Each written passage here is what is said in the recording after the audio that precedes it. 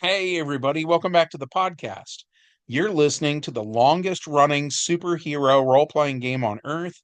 I'm your host, the Game Master, and in this one, we're going to be talking about 2015, which was, of course, the year that Back to the Future 2 took place.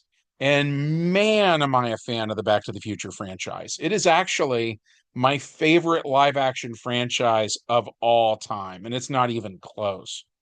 I loved that movie so much as a kid. When I was little, I wasn't actually able to go to the movies very often. It was like maybe once a year we would go see a movie. In that year, the one I got to see in the theater was Back to the Future 1, and I loved it. First of all, it made me a rabid fan of time travel stories, which, if you've been following my channel the whole time, you've probably noticed, right? Because we have an awful lot of time travel on my channel. The other thing, though, is it was the first time I ever learned what a temporal paradox is, right? The whole thing of Marty goes back in time and he's going to keep his parents from ever meeting, which means Marty won't exist, which means he can't go back in time, which means they are going to meet, which means he is going to exist. And then he's going to, that whole thing. And I loved that as a kid. I mean, I still do, but it just blew my mind in the best possible way. And so then when the second movie was coming out, I was so into the idea of Back to the Future 2. Like I was so much more excited about that movie than anybody else I knew. I was just rabid with enthusiasm for it. I remember Pizza Hut had this thing going where they were selling the sunglasses for the movie. I think they had four pairs, and I think I still own them. They're like in my basement in a box somewhere or something. But they were like the sunglasses of the future, and at any rate, all the the trailers, all of everything made me think that that entire movie was going to be set in 2015. And by the way, they did like a documentary about the making of the movie, and they aired that on TV to get people psyched to see the movie. And they were showing people the set for what Hill Valley looked like in 2015. And I loved everything I was seeing. I was so into it. It was just, to me, it was the future I wanted to live in one day, right? And as a brief aside, I'll try to make this quick. For those who don't know, Robert Zemeckis in that documentary they made, he made a joke. He was being a smart aleck, and the guys who were filming him asked about the hoverboard scenes, and so Zemeckis, just pulling this out of his butt, says, "Oh yeah, hoverboards are actually real, but because there's no friction or anything like that, it's super easy to break your neck riding it." And so, because of that, parents groups won't let them be manufactured, but we got our hands on some. And so, to Zemeckis, he's said in later interviews, he thought the joke was obvious. He thought it was clear to everybody that they were not real.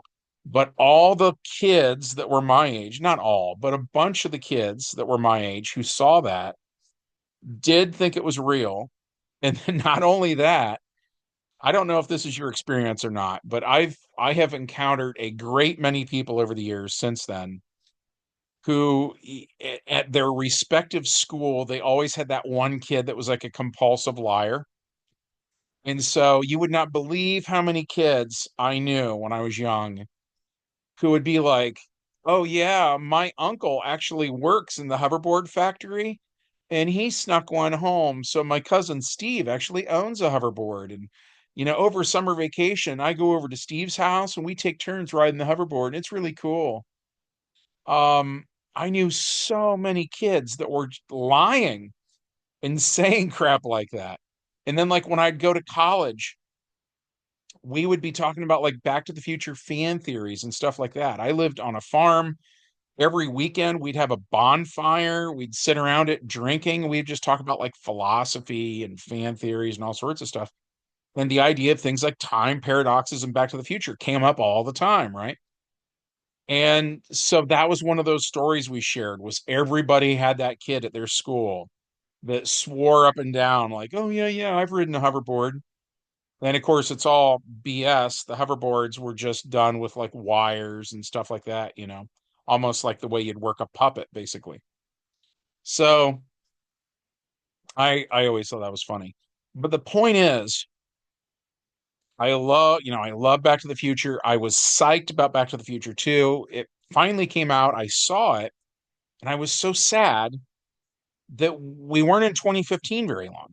And then the other thing I was sad about was it was to be continued. And I'd never seen a movie up until that point in my life, because I actually saw Back to the Future 2 before I saw The Empire Strikes Back. I actually didn't get around to watching Empire until I was in college, right? Because like I said, I just like never got to go see the movies as a kid. And I know that Star Wars, this is kind of me getting off track. Star Wars was on, I want to say CBS, like they do like the Friday night movie or whatever. And I think because I wasn't watching them in order, or I wasn't fully paying attention, it's like I'd flip through the channels and something would be happening and like I didn't know what was going on. You know what I mean? And so I would just keep flipping channels. But that's just me.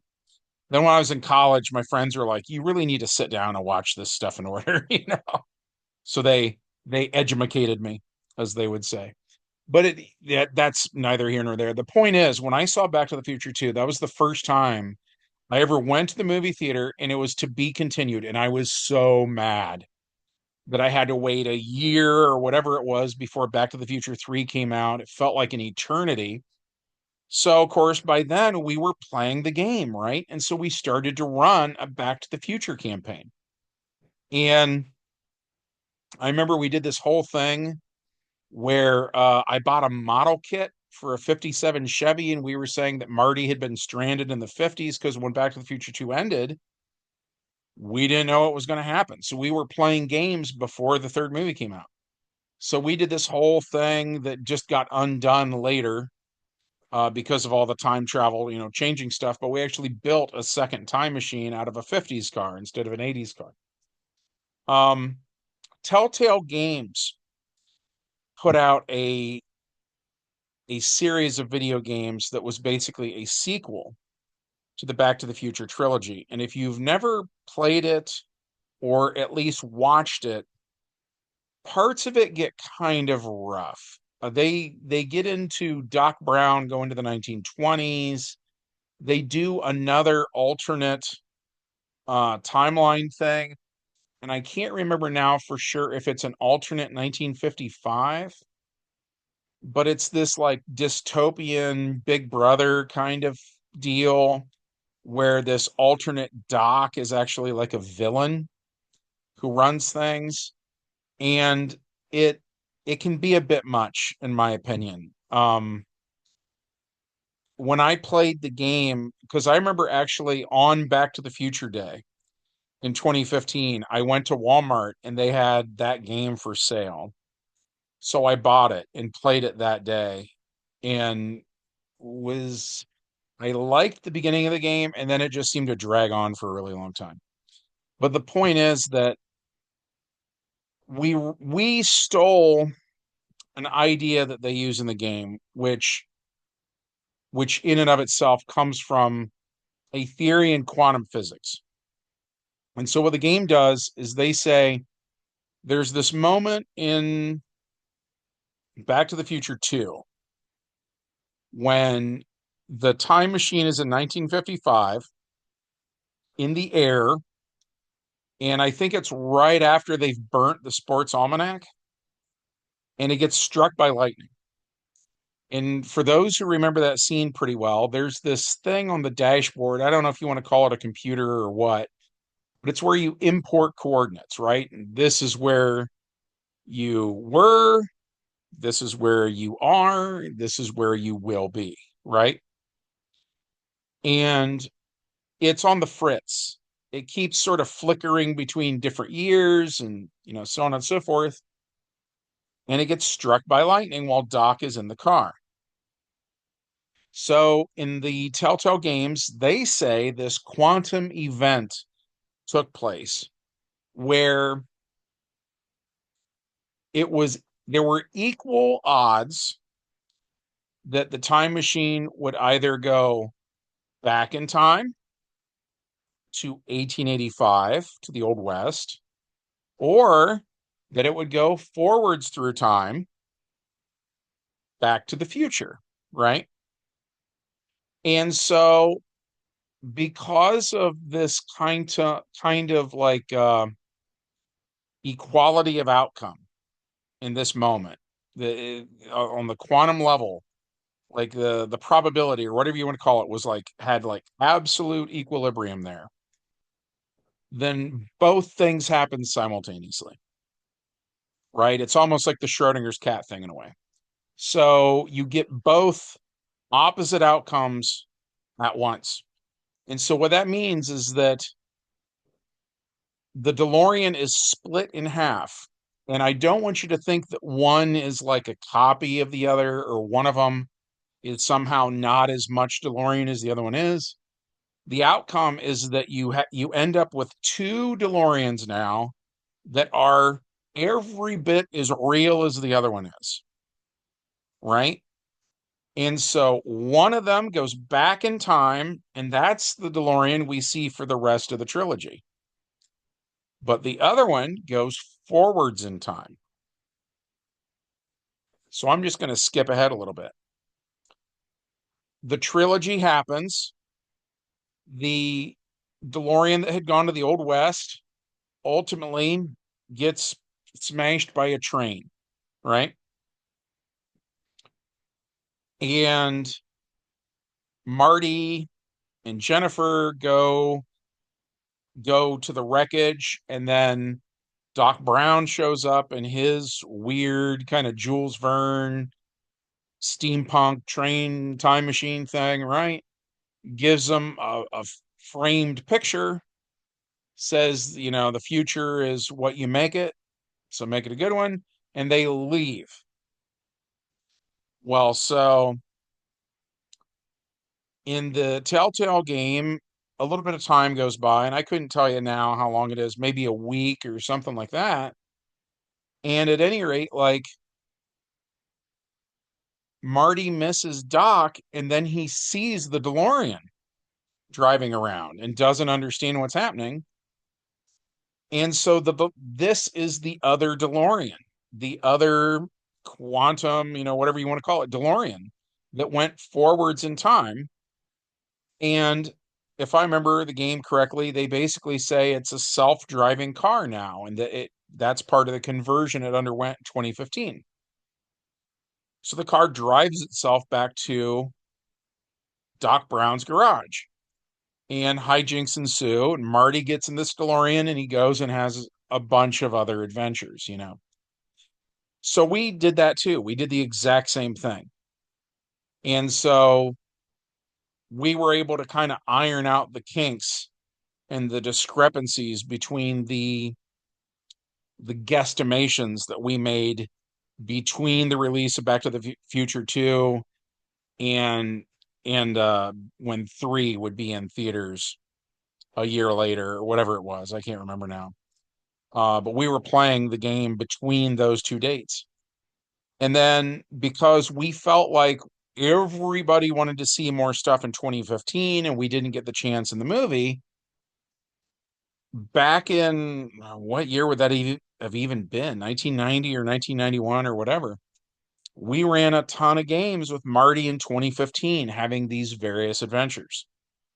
And since in Back to the Future 2, Biff Tannen's grandson, Griff, is a cyborg, a lot of them followed that. And the other thing is we were huge fans of RoboCop, which is, of course, a cyborg story. So we just had a lot of stuff with Marty McFly messing around with cyborgs in 2015. Um, Trying to think of what else we did. Oh, we did a story too that was kind of cool where basically the government notices that Doc Brown's photograph and Marty McFly's photograph are showing up through history. And so there's sort of this secret division of the government. I'll call them the Men in Black. In the game, we never really call them that specifically, but that's kind of what they are, you know. They drive like black SUVs with black windows, and they wear black suits with black sunglasses, and you get the idea, right? You see that in tons and tons of movies. Well, so these guys trying to figure out what's going on, and so they go to the wreckage of the DeLorean where the train hit it. And so they confiscate what's left of the DeLorean and they have their scientists try to reverse engineer it. And the idea then is they create this timeline where, um, again, I hate to get political, but I'll just say this. I think the government is bad at things, right?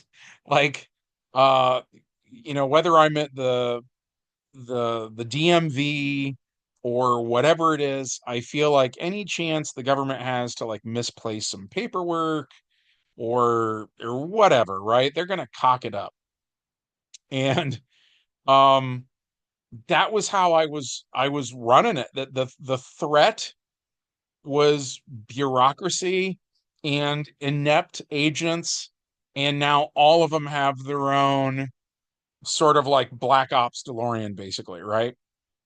And so they're like, "Oh yeah, we're just gonna start going back in time, and we're gonna take out people who we think were like a threat to the country, or like if this guy was like a major political figure, we'll just go out and take him out as a kid." But they're sloppy, and so on and so forth. And so all these temporal paradoxes are like piling up, and basically government ineptitude is going to destroy the space-time continuum. And so Marty McFly has to go back to the wreckage. Um, and the way we ran it was he ends up following him back to what is basically Area 51, has to sneak around a lot, has to go into the computers when they have information on the computers, and he was like using magnets and stuff on the hard drive to erase data, so on and so forth. Um, I remember thinking later that all would have been much, much easier had Marty just gone back in time, watched the DeLorean get hit by the train, and then after his younger self leaves, he should have just like gone out and gathered up the parts, thrown them in the back of his black pickup and like driven away, go smelt them down or, something. But that's not how we ran it. So yeah, we ran a ton of Back to the Future stuff in 2015. And then because I was just such a fan, I remember around the year 2000, and I think it's because everybody was thinking about the year 2000 as like futuristic at the time. Like in 1999, everybody was like, wow, it's going to be the year 2000 soon. And so that got me thinking of running futuristic games. And I remember one of the ideas I kept coming up with was we should do like the next generation with our original characters. So, for instance, we had this superhero team called the Continuum, and like my friend Jay, who played Shadowstorm slash Umbra, his oldest kid I think was born in '99, and then Ryan, who was the other big player in that campaign, he played Torch slash Pulsar. He got married, I want to say, in late '99. And so we just kind of assumed that, kids were in their future too. So I started running a campaign set in 2015 that involved basically the next generation, the children of the current heroes. Um, and if you've been following the channel, that's not just a trend with our original characters, but with the major teams like the Justice League and the X-Men and stuff like that. We've seen the same thing with that. So I had kind of decided that a lot of these kids were going to be born around the year 2000, so that in 2015 they'd be about 15 years old. And part of the appeal of that to me was I had played with Jay and Ryan when we were 14. Um, so I thought that was kind of, it felt like a return to form, you know. Um, I'm trying to think what some of those characters were that you would care about.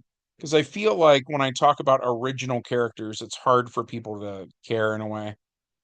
Um, in around 99, Carl Betts played a chick named Seraphim or Seraph. I can't remember which one it was now, but I know she went by the name Sarah, was like her alter ego.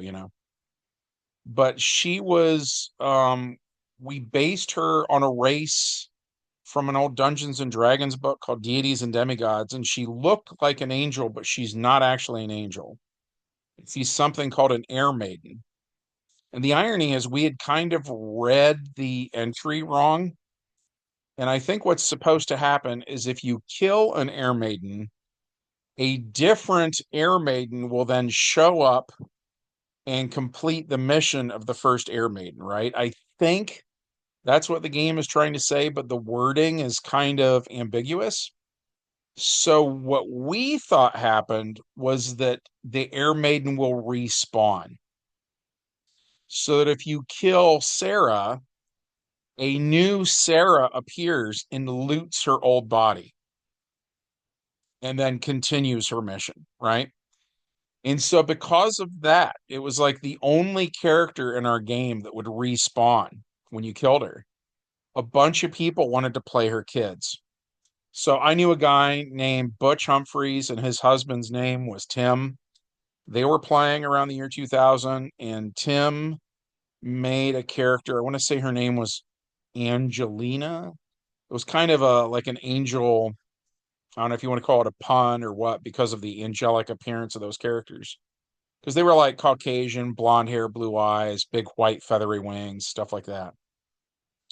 At any rate, I remember Tim played one, and then my wife made a character named Devlin Lucius, and then the pun there was his first name was supposed to sound like devil, So it's supposed to be kind of like juxtaposition.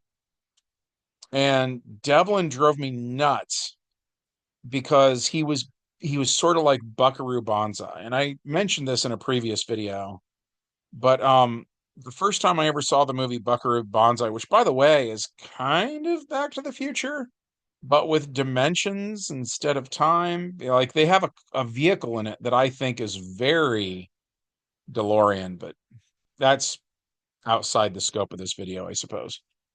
Point being, one of the big stumbling blocks for me with that movie is that Buckaroo is like good at everything. And I didn't yet know what a polymath was. When I saw the making of the movie, I think it was one of the script writers said they wanted Buckaroo Banzai to be like a modern day Leonardo da Vinci. And I had not understood that at the time.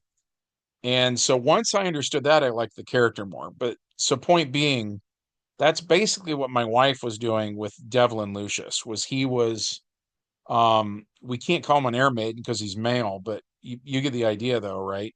He's this race that respawns, and then he's kind of good at everything. And so he was born around the year 2000 and is one of my wife's big characters she loves to play, partially because my wife tends to be death prone in role playing games.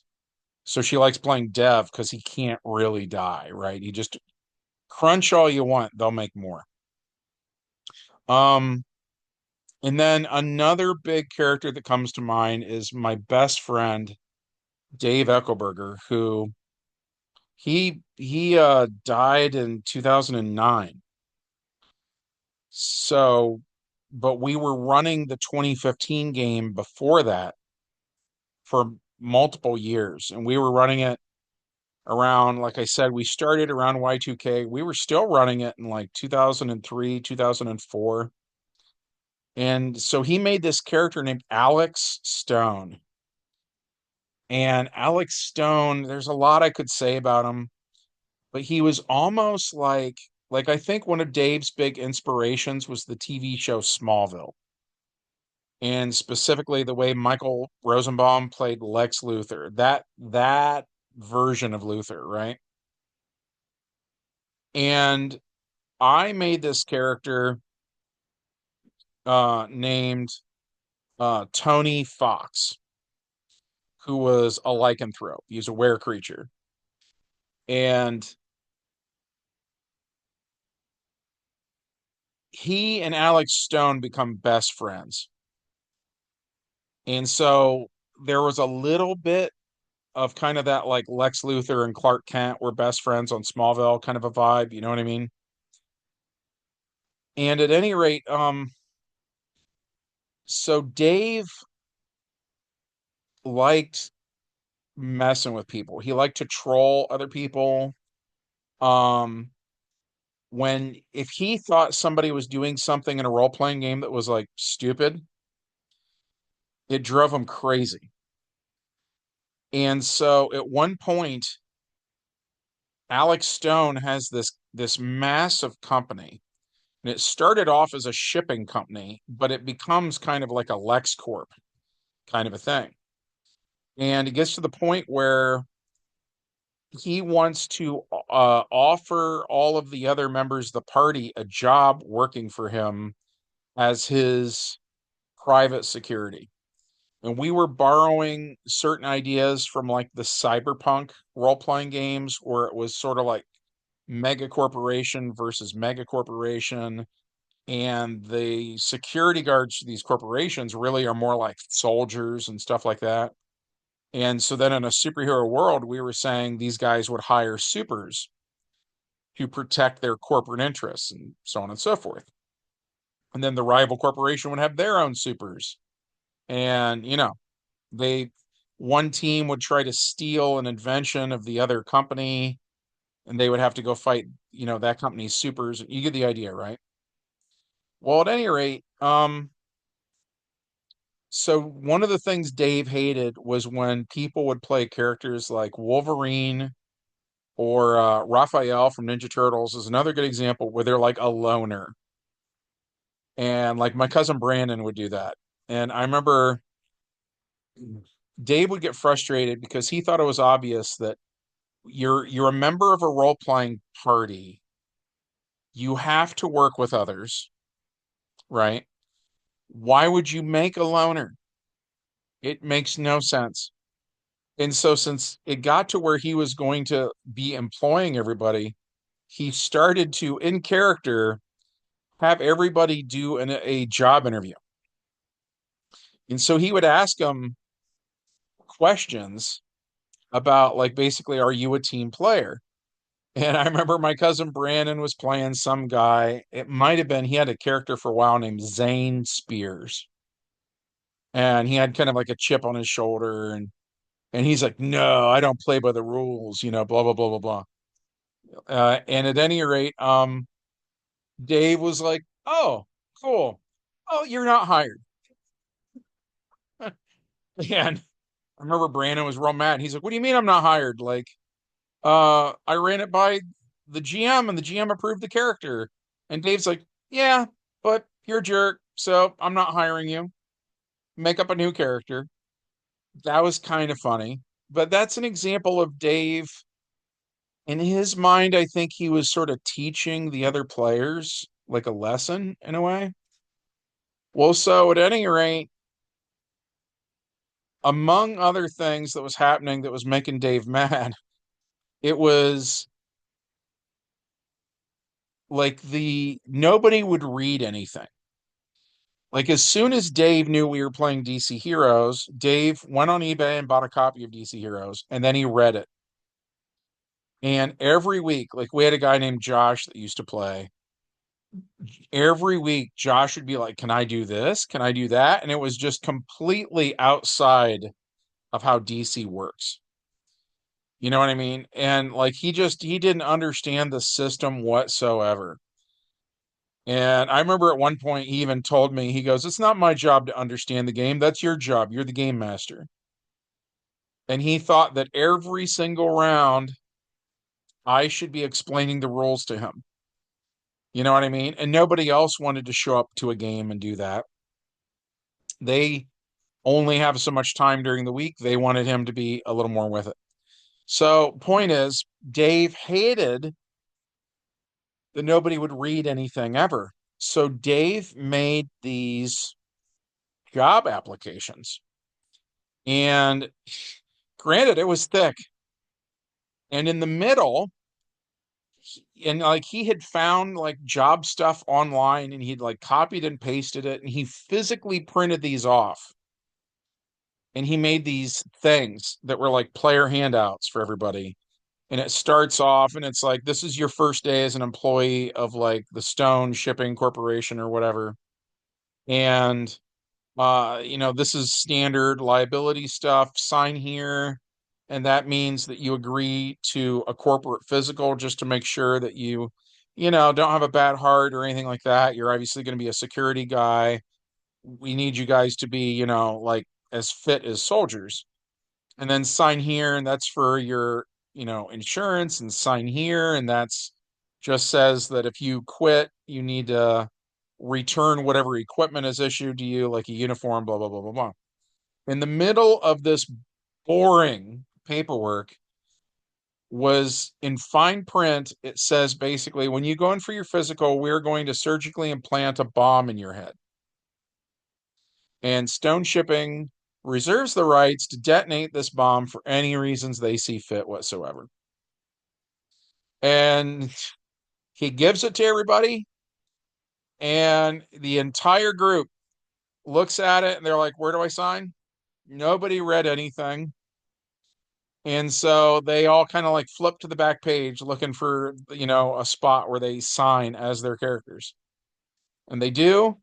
And then he's like, okay. And then he had a copy for him and a copy for them. And he gave them all like a manila folder and like a little brochure that he made that was like, welcome to the Stone family, and we're looking forward to our future together, blah, blah, blah, blah, blah.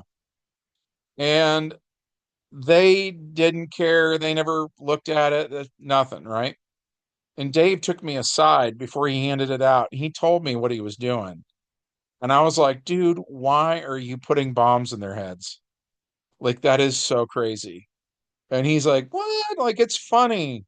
Come on, it's funny. And he loved it. And he bought this prop then. He had this thing that was like a button. I don't know how you describe it. It was like a little cylinder with a button. And he would tell me that was the make their heads explode button, right? And so Dave would be playing the game and he would just be like rubbing the button and stuff like that and not pressing it. And nobody had any idea what that prop was for. That was just like a little in joke between me and Dave. And he was loving it. He just loved the power he had over the other players and da da da da da.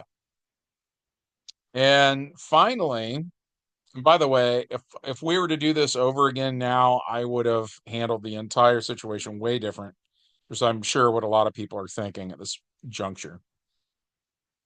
At any rate, so like I said, the whole thing was like corporation versus corporation. Eventually, I ran this thing that was a hostile takeover attempt. And so they they make it look like Alex Stone has won. And he ends up in this situation where he gets in an elevator with their guys and they take him down to one of the lower levels. And they find out that they're screwing him over. And so basically, they are going to force him against his will to sign over his company to them. And the bad guys, from their point of view, they see this as checkmate, right? And they're like, basically sign over your company or we will terminate you, eliminate you. Do it, and we're actually going to pay you a little bit of money. You can go live on an island, and you get to be rich for the end of your days or whatever, but we get your company. and all of its stuff. And he's like, well, what can I say? You beat me. You win, you know. And he's like, but I got to tell you, uh, you're going to need access to stuff. So I'm going to have to enter my password or this whole thing you're trying to do won't work. And so he rolls the dice using his charisma skill, gets like a critical success or whatever, convinces these guys that giving him access to a computer is a good idea. He goes into the computer, and the password he enters is the detonate all bombs. And something I left out was he didn't just put bombs in the heads of the players, he put bombs in every single product that his company manufactured. And at this point in the game world, they made vehicles, buildings, I mean, you name it. And there'd been a colonization thing happen on Mars. And almost everything on Mars was made by the Stone Company. And he hits the enter button, and just things everywhere explode. It was massive. And he took out the entire party. And to him, that was just no big deal. And that the way he and his circle of friends played where he came from, because he's not from the town that I was from. He was dating a girl in my town. That's how we met. He was actually from another town called Norwalk. And he and his friends in Norwalk wouldn't think twice about a total party kill, you know? But the guys at my comic shop were furious. They were so mad. Um, but yeah, that was the day of fire, and he just took out the entire party. And the irony is the one guy without a bomb in his head was Alex Stone. So Alex Stone survives it and ends up going into space. And um he had a really, really nice starship that he had kind of constructed in secret. And they had been building ships to travel between Earth and Mars for that colonization stuff, but they were sort of like clunky, more like you would expect something in the real world to be. You know what I mean? Like a NASA kind of a thing. This ship he built was much more like Star Trek style stuff, you know. It looked a little like a Star Destroyer in a way from Star Wars, but smaller and kind of sleeker. And then the vibe of the inside of the ship was sort of patterned off of like an office building in a way. Like I I wish I had the art to show you, but I remember he would have stuff like glass walls with like colored lights inside of the between the layers of like the smoked glass. And it would be kind of like synthwave lighting and stuff like that, but it almost looked like something you'd see out of a movie like RoboCop or Total Recall or something like that. But yeah, all that happened in 2015. Um, yeah, I don't know. I guess that's about it for that. Oh, one last story. Barracuda. I forgot about Barracuda. So we were doing this thing that was like the next generation version of our original heroes.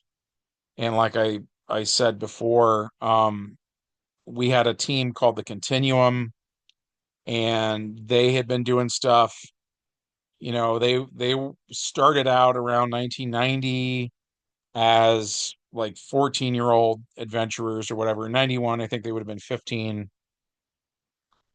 And they fought a bunch of different villains, and including there was a guy named Barada, and he was a just a complete ripoff created by Jay Mora, taken from an old Dolph Lundgren movie called I Come in Peace.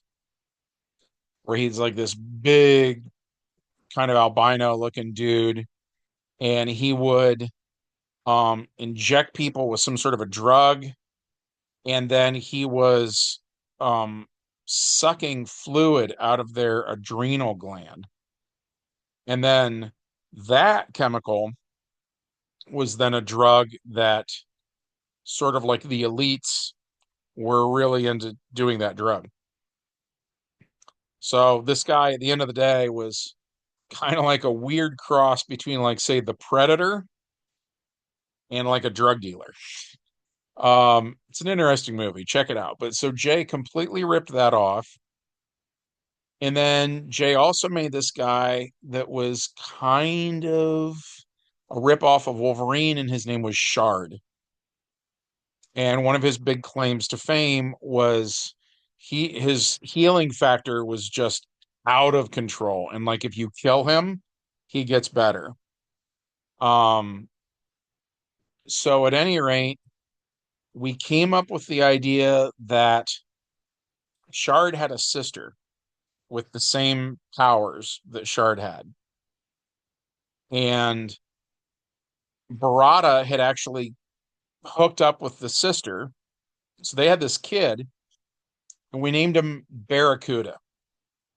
It was kind of his, kind of like there's the Penguin TV series right now, and it's like Penguin is kind of a goofy name, but you get the context in which they're using it on the TV show, right?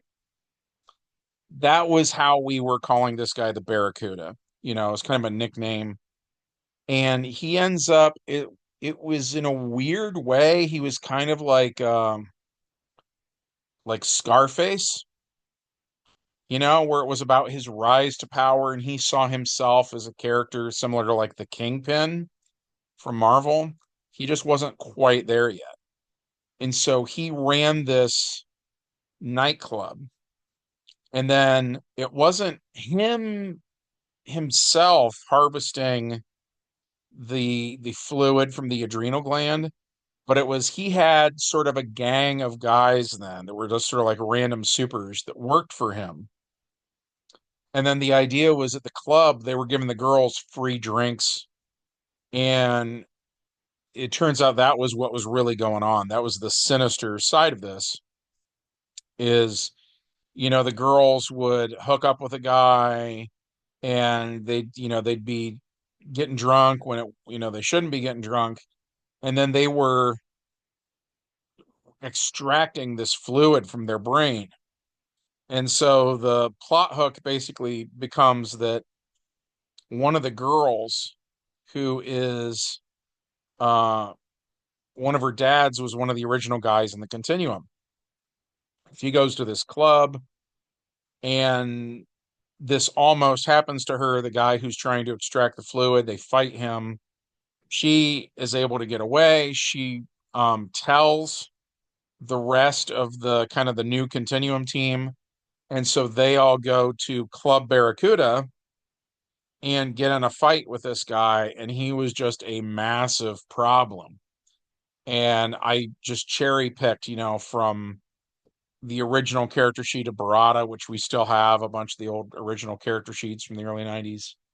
Um, and then Shard. And so, like, whoever had the higher dexterity, that was the dexterity I gave Barracuda. Whoever had the higher strength, that was the strength I gave him.